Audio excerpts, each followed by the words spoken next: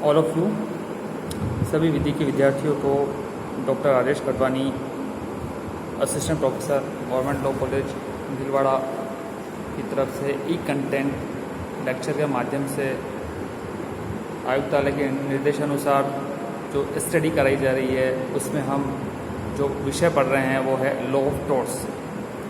Law of torts में हमने law of torts की डेफिनेशन, लॉ ऑफ टॉर्ट्स में सामन एंड विलफील्ड के विचार, इंजुरिया साइन डैमेनम, डैमेनम साइन इंजुरिया क्या होती है, विथ एग्जाम्पल के द्वारा हमने समझा। आज जो हमारा ई कंटेंट का जो टॉपिक है वो है इंजुरिया साइन डैमेनम एंड डैमेनम साइन इंजुरिया में क्या अंतर है, वो अंतर आज हम यहाँ सिंपल सी डेफिनेशन में समझेंगे और कुछ एग्जांपल्स मैं आपको बताऊंगा और कुछ क्वेश्चंस मैं आपसे पूछूंगा। तो चलिए, आज लॉ ऑफ टॉर्ट्स में हमारा जो सब्जेक्ट है उसका जो टॉपिक है इंजुरिया साइन डैमेनम, डैमेनम साइन इंजुरिया, आज उसको हम समझते हैं कि दोनों में डिफरेंसेस क्या होता है। देखिए, इंजुरिया साइन डैमेनम मतलब बिना हानि के क्षति, डैमेनम साइन इंजुरिया मतलब बिना क्षति के हानि, यानी एक का जस्ट दूसरा अपोजिट है। इंजुरिया साइन डैमेनम बिना हानि के क्षति क्या होती है?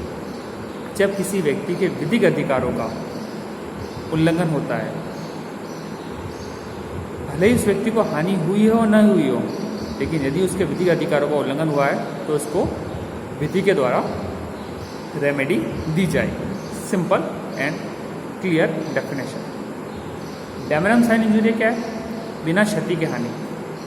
यदि किसी व्यक्ति के विधिक अधिकारों का उल्लंघन नहीं हुआ है, यहाँ विधिक अधिकार बहुत ही इंपॉर्टेंट टॉपिक है, यहाँ पॉइंट है, विधिक अधिकार, लीगल राइट्स। यदि किसी व्यक्ति के लीगल राइट्स डैमेज नहीं हुए हैं तो उसको रेमेडी भी नहीं मिलेगी। ये हम पहले पढ़ चुके हैं और समझ चुके हैं। मैं आपको डिफरेंसेस इसके बारे में बता रहा हूँ। देखिए, विनफील्ड और सामंड ने जो अपकृत्य की परिभाषा दी थी वो इस प्रकार थी। सामंड ने कहा अपकृत्य क्या है, तो सामंड ने कहा यह अपकृत्यों की विधि है, और विनफील्ड ने कहा यह अपकृत्य की विधि है। एक ने लॉ ऑफ टॉर्ट्स कहा, एक ने लॉ ऑफ टॉर्ट कहा। कुल मिलाकर यहाँ हम समझना और कहना ये चाह रहे हैं कि जब किसी व्यक्ति के विधिक अधिकारों का उल्लंघन होगा, अपकृत्य विधि की डेफिनेशन जब मैंने आपको बताई थी, ये क्या है? Torts is a civil wrong. जब कोई व्यक्ति किसी के विधिक अधिकारों का उल्लंघन करेगा, सामान्य कर्तव्यों की अवहेलना करेगा, तो उसको सामने वाले व्यक्ति को रेमेडी देनी होगी, जिस व्यक्ति को उसने नुकसान पहुंचाया है, जिस व्यक्ति का उसने विधिक अधिकारों का उल्लंघन किया है। तो यहाँ विधिक अधिकार बहुत ही इंपॉर्टेंट शब्द है। जो विधि के द्वारा जो हमें अधिकार दिए गए हैं, जो संविधान के द्वारा हमें अधिकार प्रदत्त है, उनको हम लीगल राइट्स या विधिक राइट्स कहते हैं। यदि हम उसका पालन नहीं करेंगे तो उसके लिए विधि के द्वारा पनिशमेंट दिया जाएगा। नेक्स्ट डिफरेंसेस में ये कि इंजुरिया साइन डैमेनम स्वतः अभियोज्य है। यदि किसी व्यक्ति विधिक अधिकार उल्लंघन हुआ है तो उसको प्रूव करने की जरूरत नहीं है, उसको ऑटोमेटिक उसको रेमेडी मिल जाएगी। क्योंकि डैमेनम साइन इंजुरिया स्वतः अनुयोज्य नहीं। ये भी एक इसमें डिफरेंसेस है। फिर दूसरा इसमें डिफरेंसेस है ये कि यह अभियोज्य है चाहे वास्तविक हानि हुई हो या न हुई हो। जैसे मैंने आपको पहले बताया, इंजुरिया साइन डैमेनम में हानि हुई हो या नहीं हुई हो, बट मेन कंटेंट क्या है उसका? विधिक अधिकारों का उल्लंघन होना आवश्यक है। यदि किसी व्यक्ति के विधिक अधिकारों का उल्लंघन हुआ है तो उसको रेमेडी जरूर मिलेगी। जबकि डैमेनम साइन इंजुरिया में यह अभियोज्य नहीं है, चाहे आर्थिक या वास्तविक हानि बहुत बड़ी हुई हो। यदि किसी व्यक्ति के विधिक अधिकारों का उल्लंघन नहीं हुआ है लेकिन उसको आर्थिक हानि बहुत बड़ी हुई है, जिससे उसको बहुत नुकसान हुआ है आर्थिक, लेकिन उसको रेमेडी नहीं मिलेगी। ठीक है ना? तो ये भी इसका एक मेन एग्जांपल है। इंजुरिया साइन डैमेनम का जो लीडिंग और फेमस केस था वो था Ashby versus White. Damnum sine injury का जो फेमस केस था वो था ग्लामर सिस्टर ग्रामर स्कूल जो केस था वो, एंड चेस्मा वर्सेस रिसोर्ट, वो बहुत ही फेमस केस है। तीसरा, विधिक क्षति विधिक अधिकारों के उल्लंघन से संबंधित होती है। इंजुरिया साइन डैमेनम में विधिक क्षति विधिक अधिकारों के उल्लंघन से संबंधित होती है। एंड डैमनम साइन इंजुरिया में आर्थिक क्षति नैतिक अधिकारों के उल्लंघन से संबंधित होती है। देखिए डिफरेंस समझिए, यदि किसी व्यक्ति के विधिक अधिकार उल्लंघन हुआ है तब उसको रेमेडी मिलेगी, लेकिन यदि किसी व्यक्ति के नैतिक अधिकारों का उल्लंघन हुआ है, जो आर्थिक क्षति है वो हमने यहाँ कहाँ जोड़ दिया है, नैतिक अधिकारों। और जब किसी के नैतिक अधिकार का उल्लंघन होता है तो कानून उसके लिए रेमेडी नहीं देता है। नेक्स्ट, इंजुरियस एंड डैमनम का डिफरेंसेस। विधिक क्षति से कानून की निगाह में दोषपूर्ण कृत्य माना जाता है। यदि किसी व्यक्ति की विधिक क्षति हुई है, लीगल राइट्स डैमेजेस हुए हैं, तो वो कानून की नज़रों में क्या है, दोषपूर्ण कृत्य है।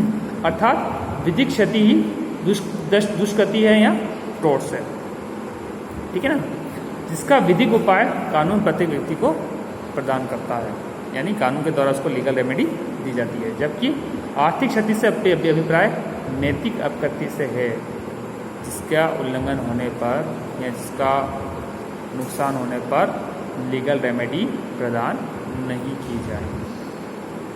तो यहाँ समझने का तात्पर्य केवल यही है, एक में लीगल राइट्स डैमेज हो रहे हैं और एक में moral rights, moral duties damage हो रही है। देखिए नैतिक अधिकार, नैतिक कर्तव्य, हम इसलिए क्या है कि एक सिंपल सा मैं आपको एग्जांपल दे रहा हूँ आपको मैं। यदि कोई बच्चा नदी में डूब रहा है और जोर जोर से चिल्ला रहा है बचाओ बचाओ बचाओ, हम लोग वहाँ से गुजर रहे हैं और हमें पता है कि ये बच्चा चिल्ला रहा है, तो हमारा कर्तव्य ये है कि हमें इसको बचाना चाहिए। हमें तैरना भी आता है बट हम इसको बचाते नहीं हैं, केवल देख के चले जाते हैं और वो बच्चा डूब के मर जाता है। तो हमने वहाँ क्या एक्ट या क्या कृत्य या क्या ऑफेंस किया? तो उसका जवाब होगा हमने यहाँ कोई ऑफेंस नहीं किया, क्योंकि उस बच्चे को बचाने की जो हमारी जिम्मेदारी थी वो थी मॉरल ड्यूटी।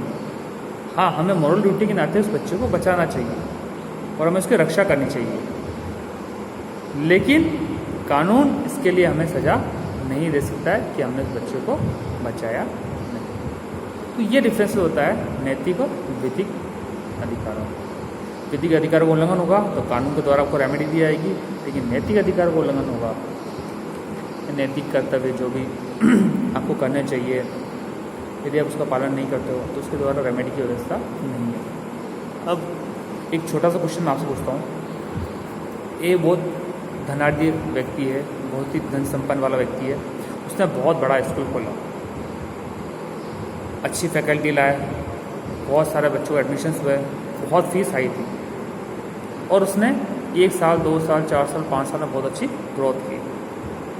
उसको देखकर बी को लगा यार ये तो बहुत अच्छा बिजनेस है, बहुत अच्छा अर्न कर रहा है, क्यों ना मैं भी इसके सामने सेम ऐसा स्कूल खोल दूँ। तो बी ने क्या किया, सेम उसके स्कूल के सामने उससे बड़ा स्कूल, उससे अच्छी फैकल्टी, उससे अच्छा इंफ्रास्ट्रक्चर डेवलप कर दिया।